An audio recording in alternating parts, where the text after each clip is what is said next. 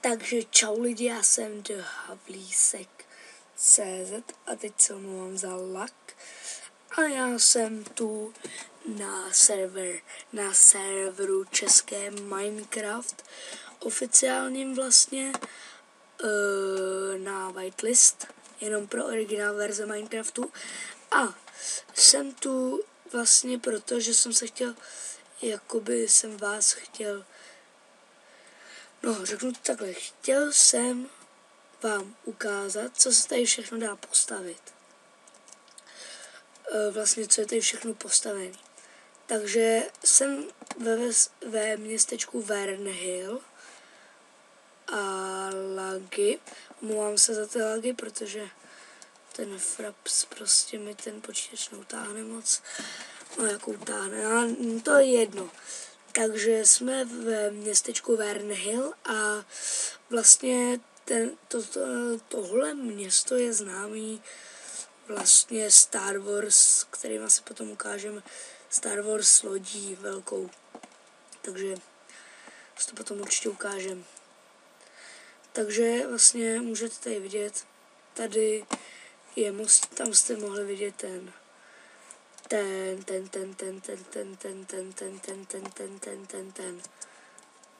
že jo?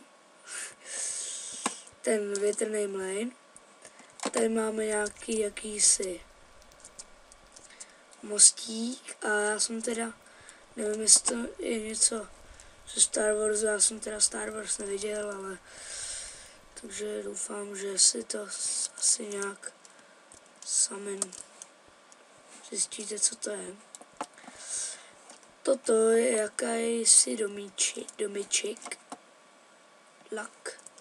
Toto je jakýsi domeček. Stafan. Každopádně to je moc pěkný domeček. Lak další. Tady můžete, já se natočím takhle a na minimapce teďka můžete vidět Wernhill. A tady to je opravdu velká loď, vzducholoď. A my se půjdeme podívat dál.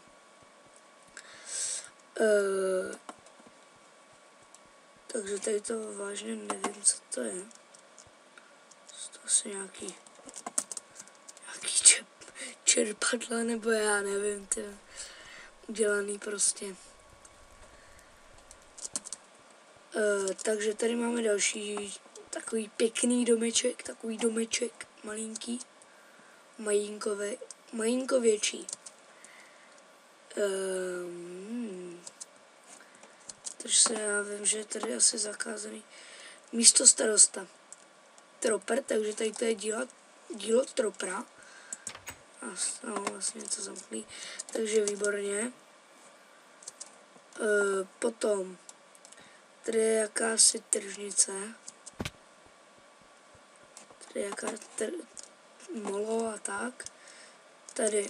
A teď už vlastně se blížíme k vlastně hlavnímu místu tohohle městečka Wernhill. A to je, tak tady to ještě je nějaká základna s balónem. Tady můžete vidět ještě něco. A tady jsou takový domy, pěkný, různý. Lagy další jsou různý tady. A teď už vlastně přicházíme k té lodi. A to je opravdu jako brutální celkem. Kouknu se. Potřeba bych aspoň vědět, že to staví. Další lag.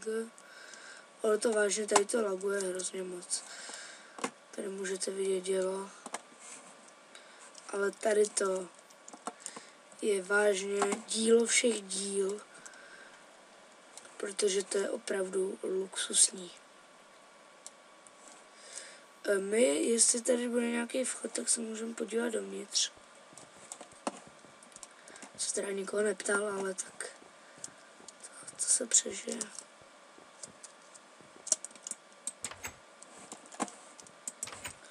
Zavřeme a jdeme se podívat trošku. Je to opravdu obrovský, jak můžete vidět sami.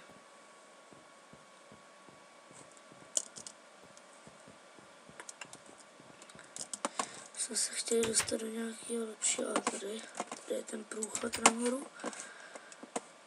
Já se omlouvám za ty lagy, protože to je brutál.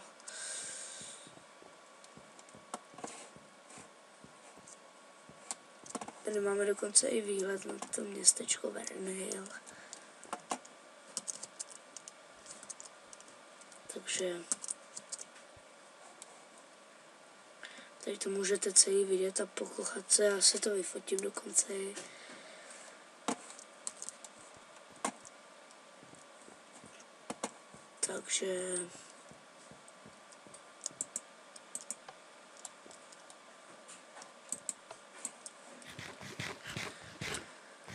Takže vlastně my v příštím díle se podíváme na British Countryside, pokud se nepletu, já to určitě čtu špatně.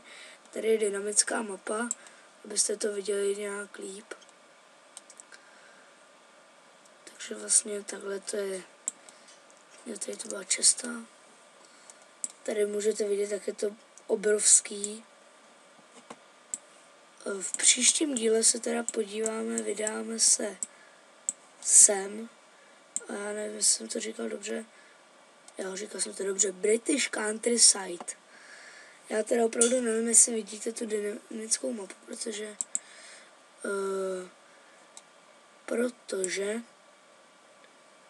nevím, jestli jsem to tam zaškrt v tom frapsu. Každopádně vám to, když tak dám odkaz na tu minimapu, teda na tu dynamickou mapu do popisku videa a dám vám taky odkaz na tu dynamickou mapu i na to British Countryside, abyste se na to mohli podívat. A určitě, kdo má originálku, tak se na tenhle server musíte dostat. Já vám dám do popisku videa i odkaz na test na tenhle server vlastně, takže se určitě sem budete moct dostat. Takže já vylezu někam nahoru. Tak to bude pěkně vidět všechno. Jsem nechtěl. Já určitě tady mám rozestavěný dům, takže tady mám i na materiál na to, takže to určitě se vydáme i k nám domů. Kamila Tortisecovi, který je další člen Just Mobycraftu. Takže